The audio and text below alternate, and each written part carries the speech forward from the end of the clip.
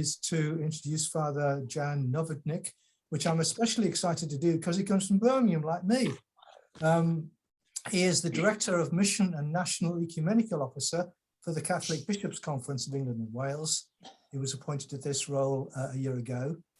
Directly before joining the Secretariat, he completed a license in Ecumenical and Interreligious Theology at the St. Thomas Aquinas University in Rome. He's currently completing his PhD. Up until further studies, Father Jan worked in parishes in the Archdiocese of Birmingham, and he's a priest in the Archdiocese. He's a keen interest in the way that the Catholic Church enters into dialogue with Christians and the members of other faiths. And as such, he's happy to have opportunities to meet others in the ecumenical and interreligious world. Jan, unmute. Just there. Thank you very much, and good evening to everyone. It's lovely to be with you, and my purpose this evening is to speak very briefly, really, before our main speakers, which I'm very interested to hear their presentations. What I would like to say is really in relationship to what Professor John has just said about my own interests, and I think I'd just like to pinpoint two things, really.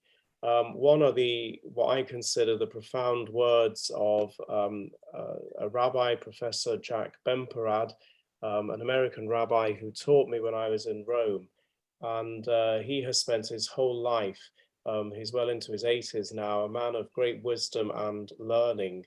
And he has spent his whole life engaged in particularly Jewish Catholic dialogue, but Jewish and Christian dialogue, and Muslim dialogue too. He's a man of extreme experience. And when he was speaking to us, he posed three questions to us about interreligious dialogue and interfaith relationships, which I think are really have had a profound effect on my life. And they form the basis of the work that I'm doing now. His first question was, how can I be true to my faith without being false to yours? That was his first question. The second was, what is the place in my religion for your religion? And I think those two questions profoundly sort of ask us to think and move out of our own kind of comfort zones, to think about the other person, to walk in another person's shoes, to try and understand something of their journey. And then the third question relates to what we heard from Georgina too. How can we work together for the common good of all? And his basic theory there was that humanity is in the same situation. We are better when we work together. And so faith must continue to experience that relationship together and find ways to support the common good, work for the common good of our society. Those three pointers that Rabbi Jack gave me became kind of the leitmotif for my own studies of interreligious dialogue. And that is very much founded, and this is my second and final point, on the teaching of the Catholic Church, which at the Second Vatican Council opened itself up to a new way of dialoguing with the world. And in October 1965, the 28th of October 1965, the Church gave the decree Nostra Aetate, in our age. It's a very short document, but it speaks about the Catholic Church's relationship with those of other faiths. And it speaks from the very principle that those three questions Rabbi Jack poses to us. It says in its first paragraph, all humankind, all people form one community. God has created all of us. Men and women look for answers to the common human condition. People of faith come to give that answer. And then it speaks about the Church's relationship, and of course I'm speaking from my own particular context, the Church's relationships with the Eastern religions, but then it moves into Islam and Judaism. When speaking about our relationship with Islam, it says that we must forge a sincere effort to achieve mutual understanding for the benefit of all, that we must learn continually with all of our brothers and sisters to live together in peace, to promote peace and justice and moral values for the world in which today, that we live today. And with our Jewish brothers and sisters, we share an inheritance of scriptures. And so we found ourselves on that common desire to find the truth and the beauty and peace of God in our world today. So I hope in this very brief introduction to our proceedings this evening that I've helped to explain something of the work that I do, which is very much based in dialogue with other Christians and members of other faiths. And that for me, it is founded on those principles which I have learned through others' experience, and now I'm experiencing myself. So I just end really with posing those three questions again. If they help you, I'm really glad. And I think Rabbi Jack would be very enthralled to hear his self being quoted in our gathering this evening. How can I be true to my faith without being false to yours? What is the place in my religion for yours? And how can we work together for the common good of humanity? Thank you very much for your attention, and we look forward to hearing from our other eminent speakers. Thank you. Thank you, Jan. That's a great introduction to what we're about to do together. And now I'm pleased to be able to introduce Professor Anna Abulafia, who was born in New York, moved with her family to the Netherlands in 1967, where she completed her schooling and studied at the University of Amsterdam, gained her doctorate in theology, church history in 1984 there, and later a Lit D at Cambridge in 2014. After moving to the UK, she was fellow college lecturer and director of studies in history at Lucy Cavendish College in Cambridge from 1990. Then in 2015, she took up the chair of the study of the Abrahamic religions in the Faculty of Theology and Religion in Oxford. In 2020, she was elected a fellow of the British Academy. The main focus of her research is the interaction of medieval Christianity and Judaism within the broad context of 12th and 13th century theological and ecclesiastical developments. Dr. Abulafia, thank you. Thank you very much, John. Bit of a hard act to follow after Jan's very moving introduction. I think my paper does echo some of it, but you'll have to judge that for yourselves.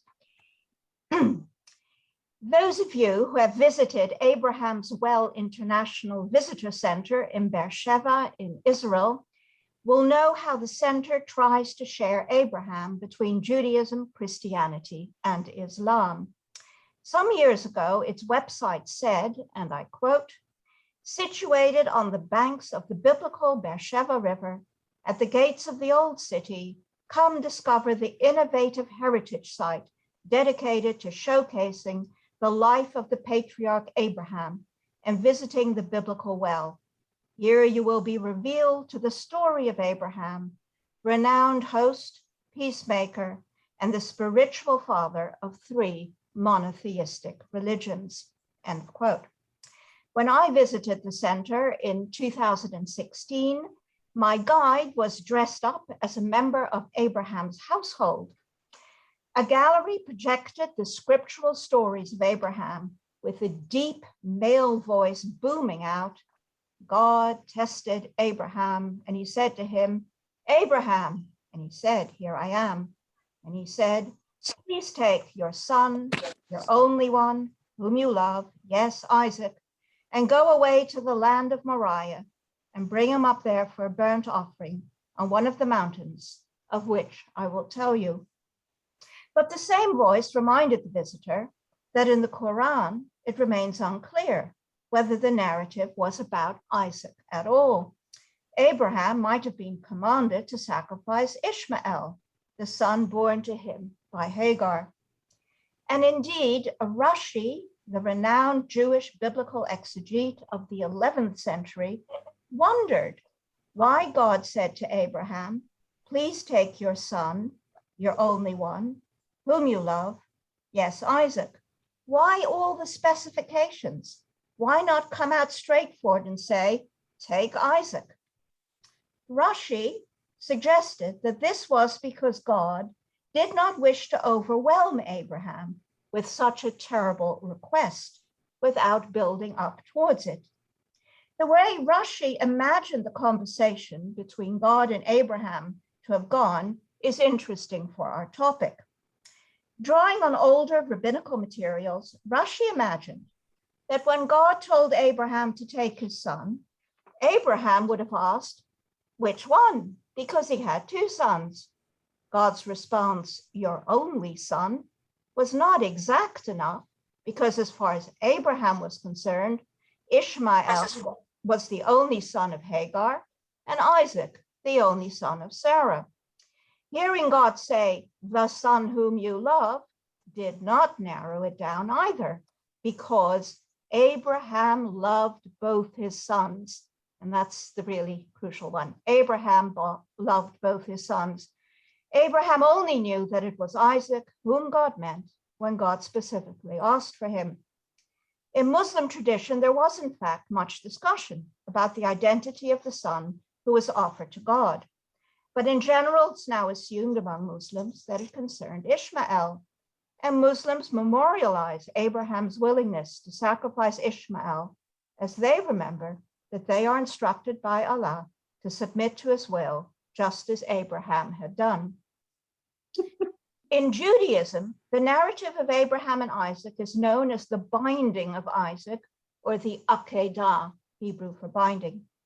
It is a central text in the celebration of Rosh Hashanah, the Jewish New Year, when the haunting sounds of the shofar, the ram's horn, the ram who in the end was offered instead of Isaac, remind Jews all over the world that Abraham was prepared to do God's will. As the Reform liturgy for Rosh Hashanah puts it, the sound of the shofar echoes through our past. Its cry reminds us of the binding of Isaac. It carries us back to Abraham, our father, who was prepared for such a sacrifice. Rashi assures Jews that God will remember Abraham's faith and piety each year. God's recollection of the Akedah, the binding of Isaac, will move God to be merciful to his people throughout the generations. Rabbinical tales heralded Abraham as the first person to reject the worship of idols in favor of worshiping God. They tell of Abraham destroying the idols which his father sold for a living. They narrate how Abraham was thrown into a furnace by King Nimrod to see if God would rescue him. God did. It is with Abraham that God made the binding covenant of circumcision.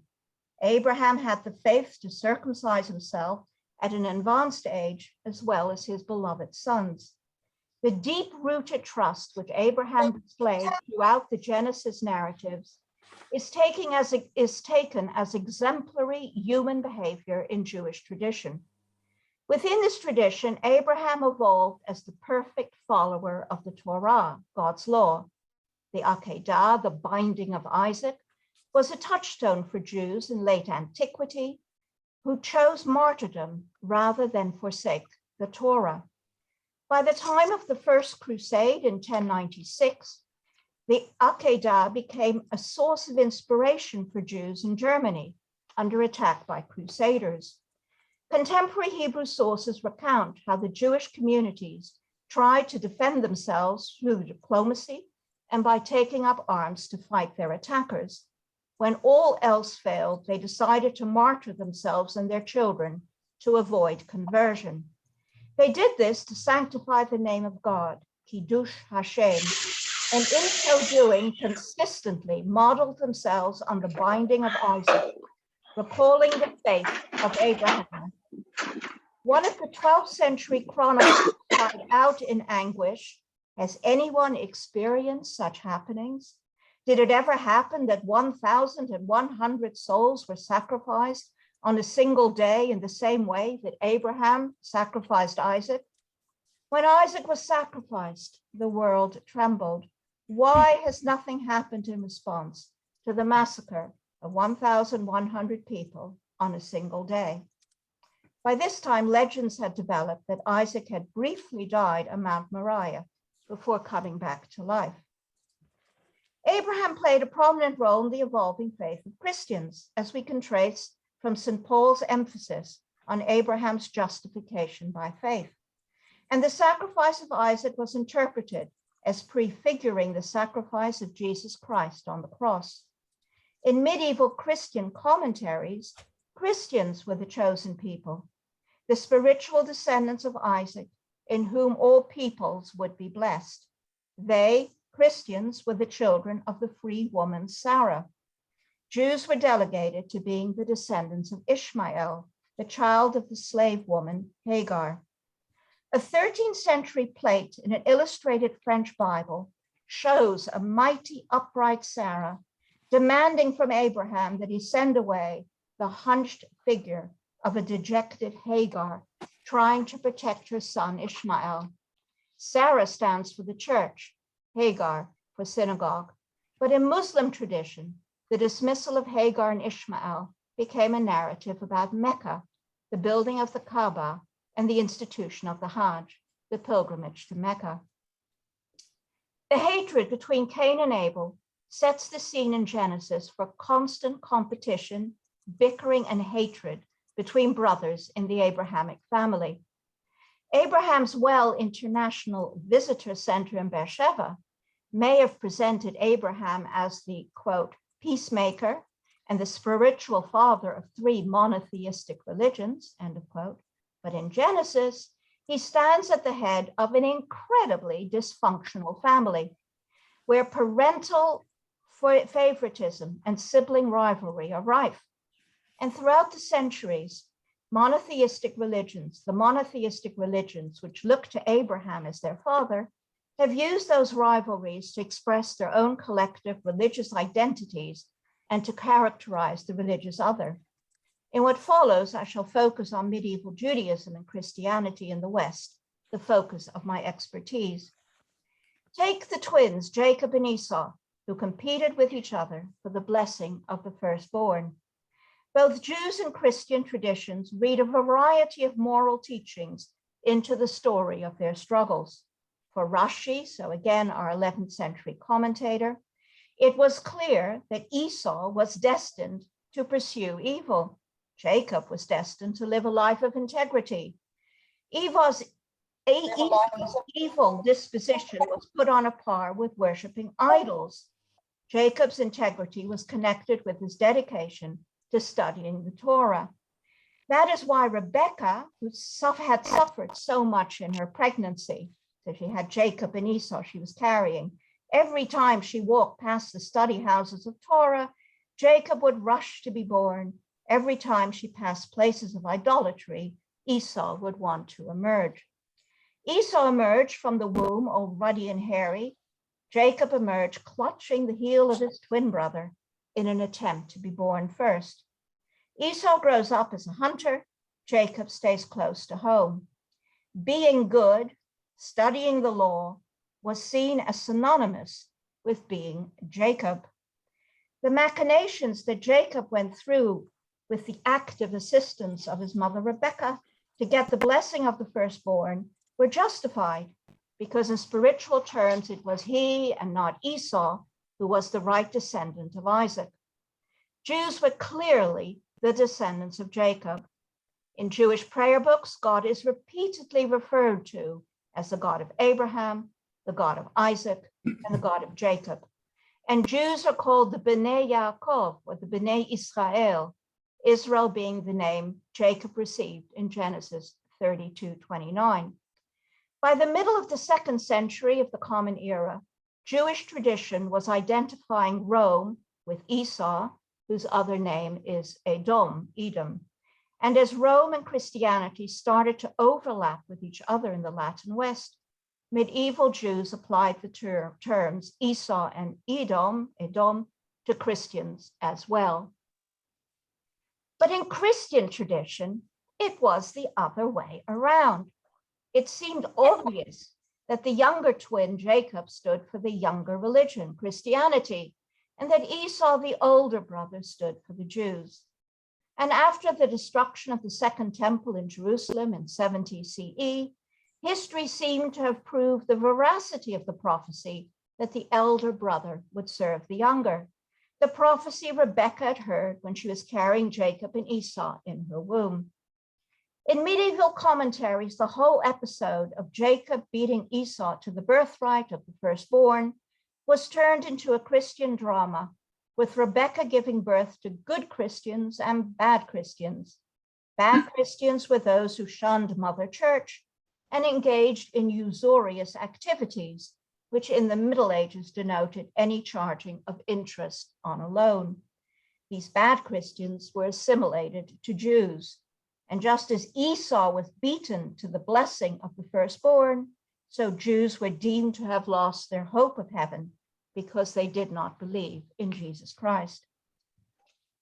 Jonathan Sachs, the former chief rabbi, who died in 2020, is one of the many modern theologians who have tried to make sense of the manifold dramas between members of the Abrahamic family as depicted in the Bible.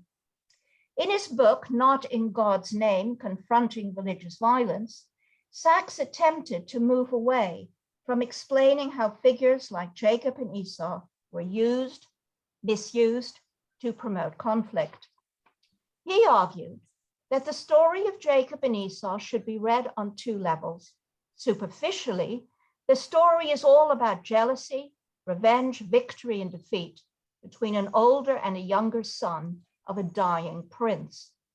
But what Sachs calls the counter-narrative condemns all this hate-filled conflict and violence.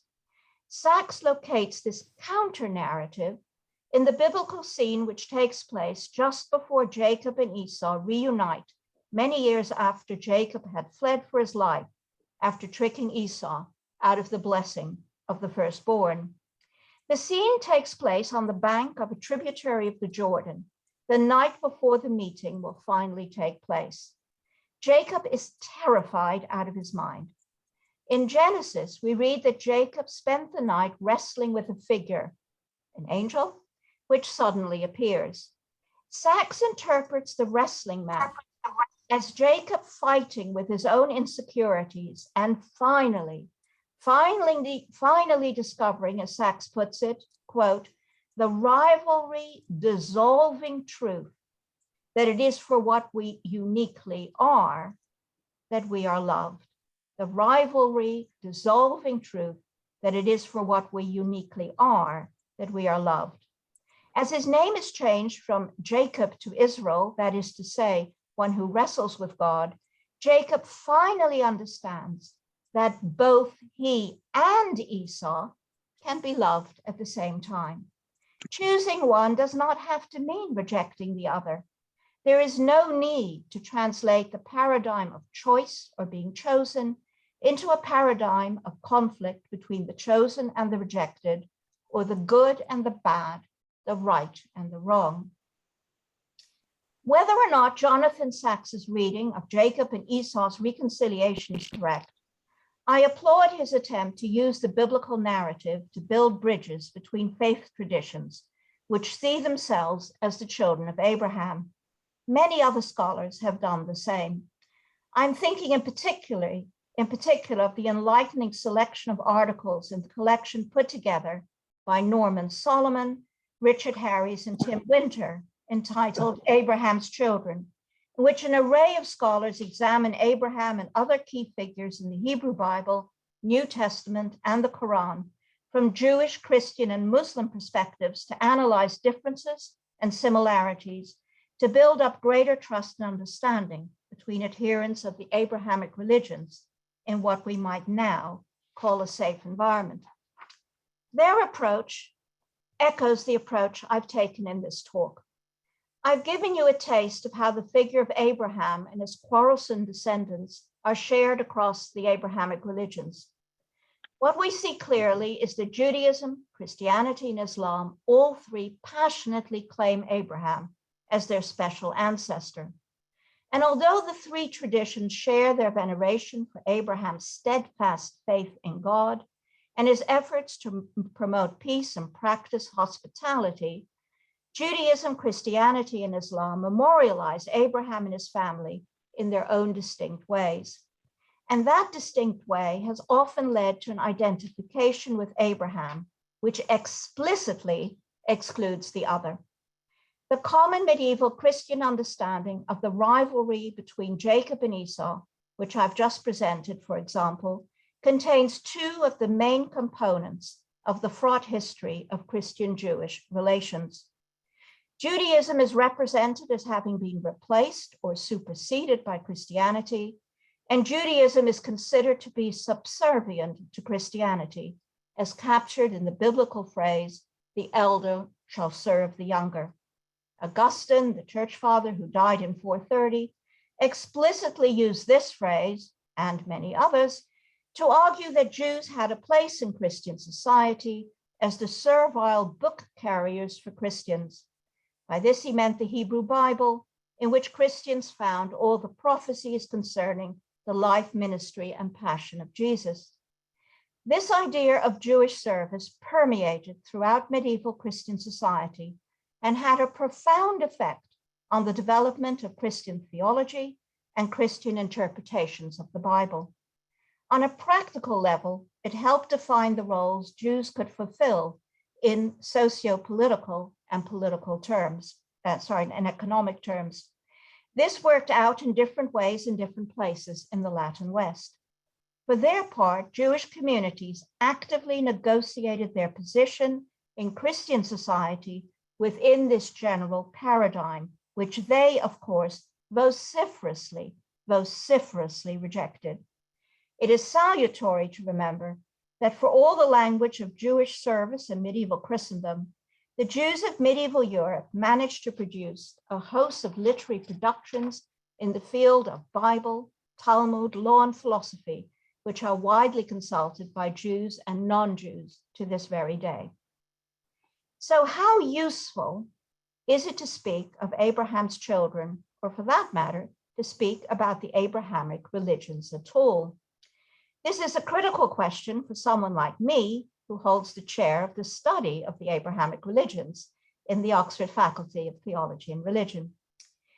As far as the term Abrahamic religions is concerned, it is first of all vitally important to remember that there is not one Judaism, one Christianity, and one Islam. Intra-faith matters can, in fact, perhaps ironically, be far more contentious than interfaith ones. Another point I would stress is that however useful the Abrahamic religions has been to include Islam in the conversation, and I'm thinking of the vitally important work done in this respect by Louis Massignon in the last century for Vatican II, actually, as we just heard. I'm thinking of the important work, the term still excludes millions of people who do not share the memory of Abraham. I'm particularly conscious of Hindus and Buddhists because my faculty specializes in those traditions.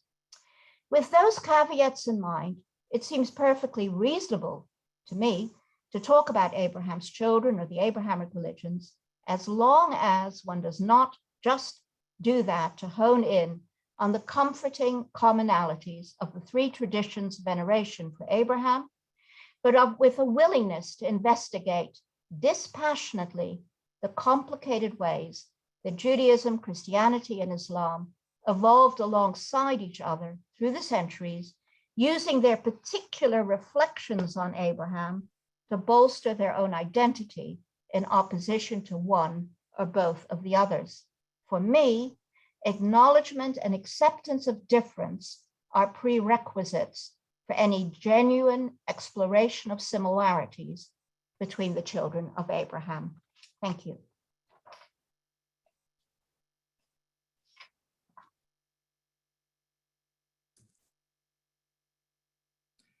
Thank you. That was great. That was very illuminating. We at the end hope to have a few minutes for questions. And if there are things that you want to ask or to comment on in what Dr. Abulafia has already said, then by all means put something in the chat along those lines. And then during the upcoming talk now, the same for this talk. So now we're looking forward to hearing Dr. Zeyneb Sayilgan, who is a Muslim scholar at the Institute for Islamic, Christian and Jewish Studies in Baltimore. She previously taught at Virginia Theological Seminary, at Catholic University of America, and at Georgetown, where she was also residential chaplain for students from all backgrounds. She earned a doctorate in theological and religious studies from Georgetown University, with a focus on Islam and Christianity. A native of Germany, where she was born to Kurdish immigrants from Turkey, Dr. Sayilgan's personal experience with religious diversity and Muslim immigration informs her academic work. Her current research focuses on the intersection of religion and immigration, particularly in relation to Muslims living in the West. She's currently working on her book, Islam and Immigration. Theological Insights from the Quran, Bell University Press. She's also the co-editor of the Companion to Sayyid Nursi Studies, 2017, and Faithful Neighbors, Christian Muslim Vision and Practice, 2016. Dr. Sayilgan. Thank you, Dr. Goldingay. Let me see if I can share my screen.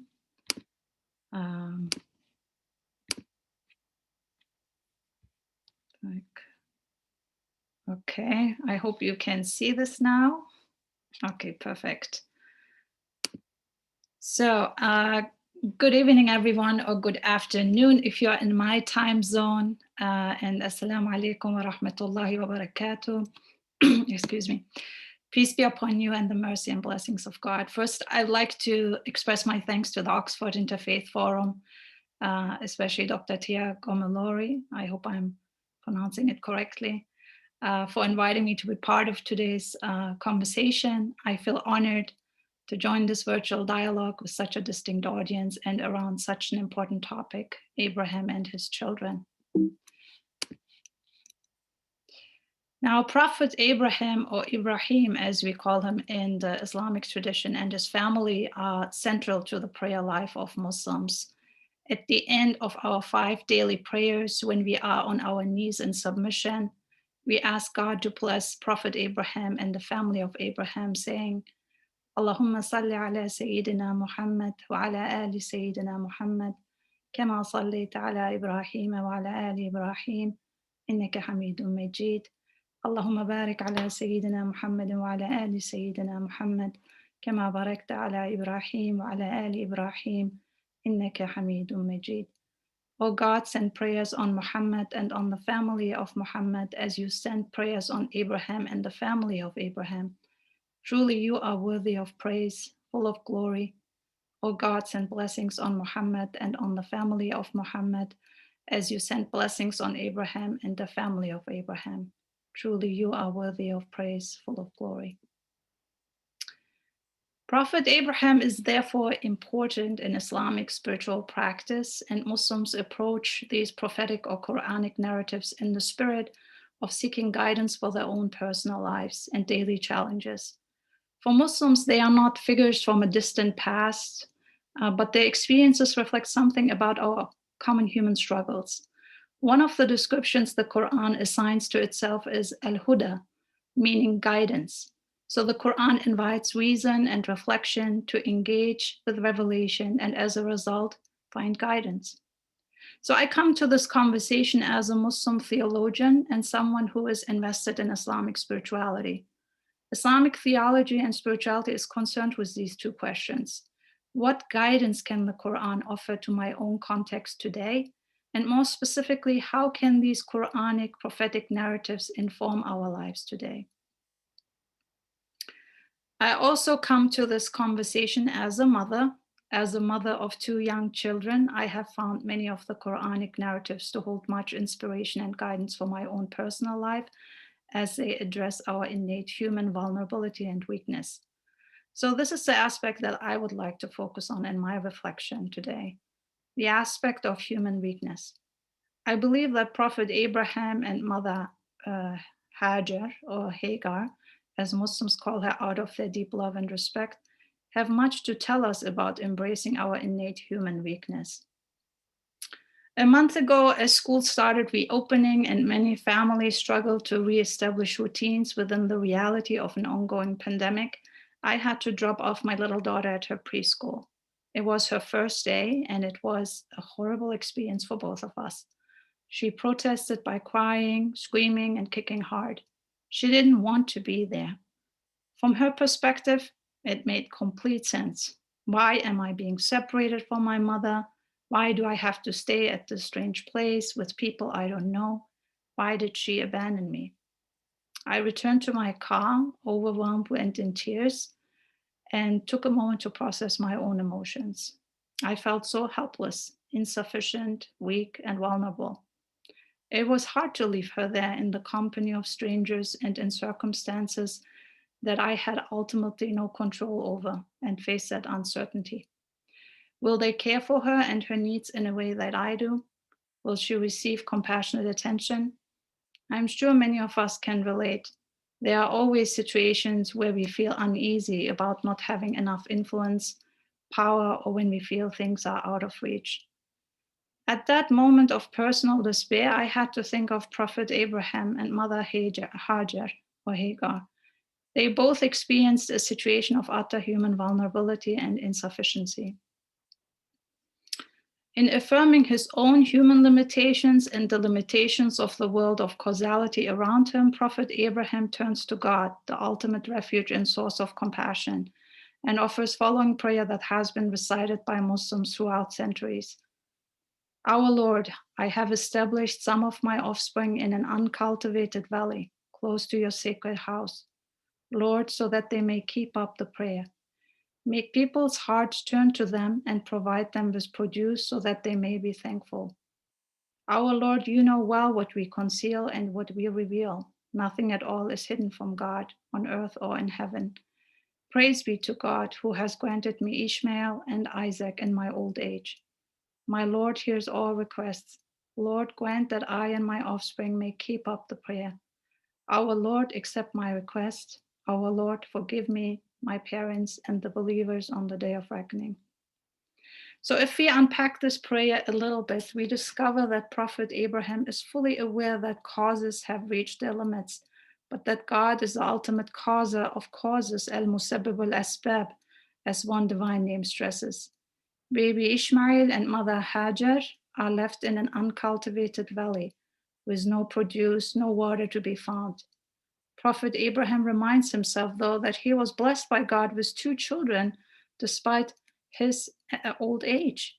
God had answered him before, so why would God abandon him now? He also embraces his own inner feelings of human weakness. He says, you know well what we conceal and what we reveal, and surrenders to God through prayer and remembrance. Where do you turn to for help and support if you experience your own human weakness and realize that all other causes, human beings included, are equally weak? The answer is free and engaged surrender to the one omnipotent and most merciful creator who answers all human needs and desires.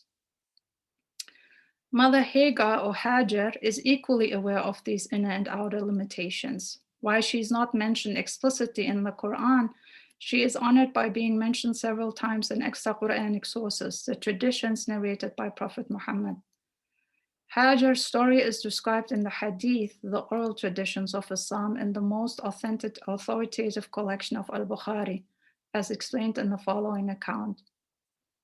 Abraham brought Ishmael's mother and her son Ishmael, while she was suckling him, to a place near the Kaaba under a tree on the spot of Zamzam, at the highest place in the mosque. During those days, there was nobody in Mecca, nor was there any water. So he made them sit over there and placed near them a leather bag containing some dates and a small water skin containing some water, and set out homeward.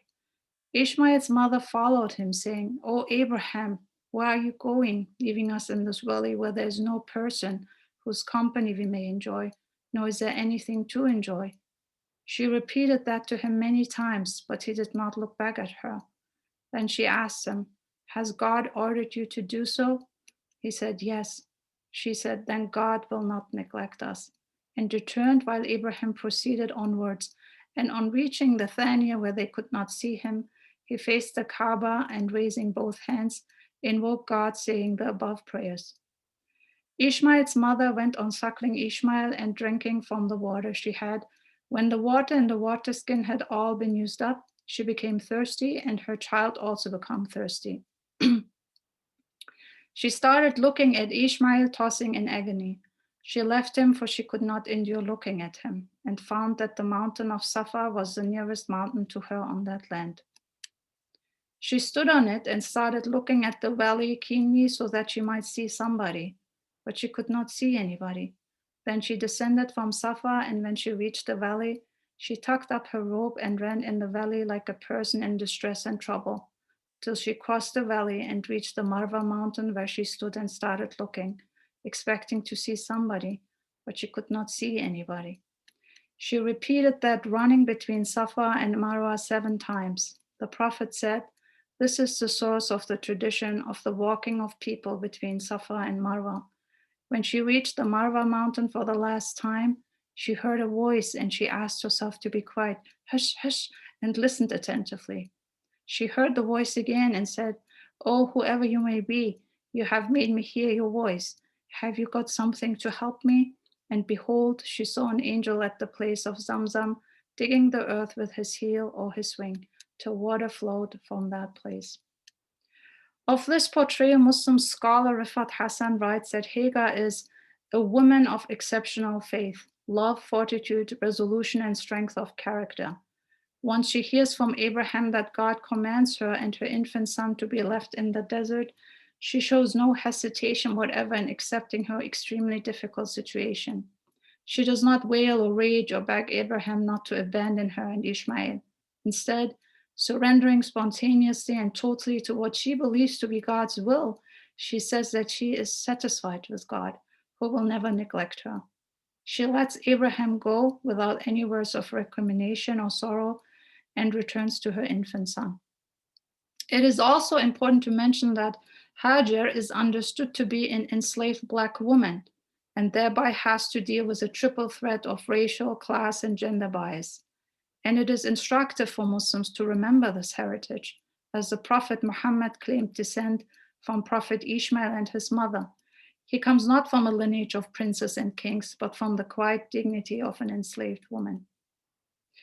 Dr. Tom Michel sees Hajar as our mother in faith and writes, I believe that Hagar is a key religious figure and that meditation on her story can enrich the understanding of Jews, Christians, and Muslims concerning the nature of the God whom we worship and what it means to do God's will in contemporary societies. The image of Hagar and her child in the desert is part of today's reality. The low-born, hard-working domestic laborer, used and misused and cast out by her employers, the single mother abandoned by the father of her child, the foreigner and the refugee far from her native land, desperately trying to survive, frantic in her maternal concern for the safety of her child. This Hagar I have met many times. Mother Hajar is alive in the collective memory of the global Muslim community, not only because of the annual pilgrimage to the sacred shrine in Mecca, the Kaaba, which is nothing but a reenactment of the Abrahamic and Hajarite rites. As part of the sacred rituals, Muslims have to perform the sa'i, the running between the 2 hills of Safa and Marwa as she did. They remind themselves of the ultimate reality of human weakness, of human despair, the insufficiency of causes and resources. But verbal prayer in itself is insufficient too. With Hajar, we see that God requires prayer in action or engaged surrender. You cannot simply sit around, ask, and wait for divine intervention. You must still operate in the world of causality and seek God's guidance. Ultimately, God's compassion and mercy prevails, and he answers in a fashion that befits his boundless generosity. Since then, millions of people continue to visit a barren land every year that in and of itself has on the surface no physical attraction or material beauty. You pay a lot of money for a long journey and sleep in the harsh desert. It is, however, the spiritual and immaterial meaning that this place provides and so continues to nourish the hearts and minds of people who come from so many different backgrounds and walks of life. They all connect and share her experience. The well revealed to save Hagar and Ishmael is the well of Zamzam, the well that to this day still waters the pilgrims that come to Mecca. For Muslims, there is a connection to the biblical stories. The Quran in chapter 2, verse 136 states, "Say, we believe in God and the revelation given to us and to Abraham, Ishmael, Isaac, Jacob, and the tribes, and that given to Moses and Jesus, and that given to all prophets from their Lord. We make no difference between one and another of them, and we surrender to God." I would like to close with a poem written by Mohja Kaf, titled "The First Thing." The first thing, I am Hagar the immigrant. There came to me the revelation of the water. I left the world of Abraham, jug sealed with cork, cooking grease jars, Sarah's careful kitchen fires. I walked across a razor-sharp horizon, slates of earth, sediment of ancient seas.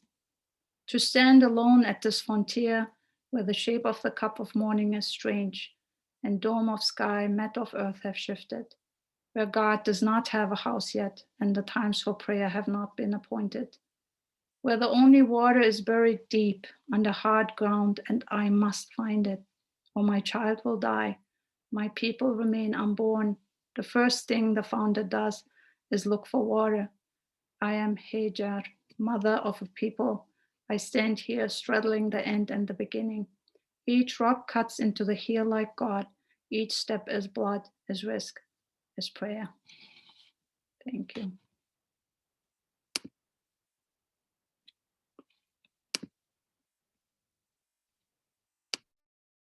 Thank you. We've had two terrific presentations. So if now there are people who'd like to ask questions, I should be able to see them in the chat. No, what am I doing wrong? If I look under more, will they be there? Chat, there we are, yes. I don't see anything in there. Would anybody like to wave if they'd like to ask a question?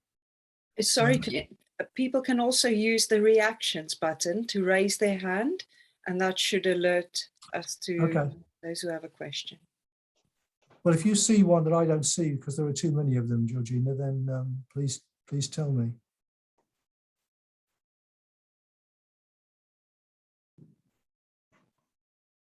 If nobody asks, I'm going to ask mine then. That's chairman's privilege anyway, really, isn't it? I'm interested, the Jewish tradition sees the story in Genesis 22 as much about the self-sacrifice of Isaac as of the self-sacrifice of Abraham, I think. And I would be interested to know what Professor Abulafia, if she's got anything to say about that. And I'd be interested to know from Professor Sayilgan whether there's any kind of equivalent way of thinking about these stories in the Quran or in the Hadith.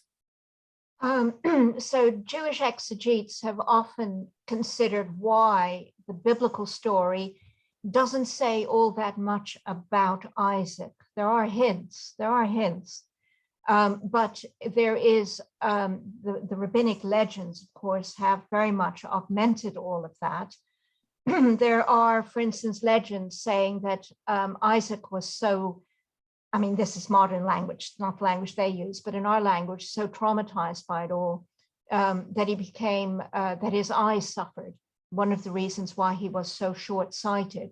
So there is a lot there. There's a rabbinic story about Isaac and Ishmael competing with each other, who is braver, with Ishmael saying, well, I was circumcised when I was, whatever his age was, and then Isaac saying, so yeah, but I was almost sacrificed.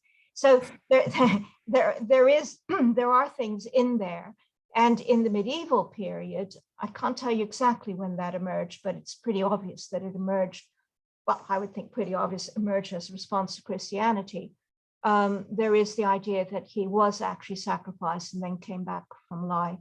to life. So, sorry, there are stories about that, as there are stories about Sarah. Because the Bible, my goodness, I mean, I love the way that Zeynep has brought out Hagar and brought out the woman. I think that's incredibly important.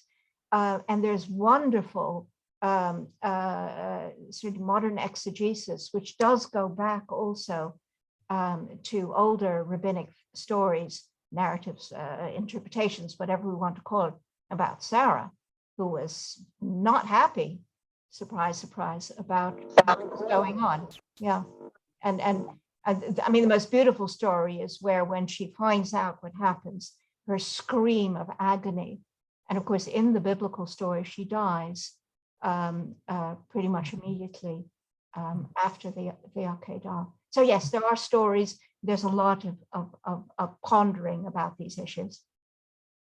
Zeynep, is there pondering of any kind like that about Ishmael? You need to unmute. Thank you. Yeah, thanks for that question. And in fact, I think Dr. Abulafia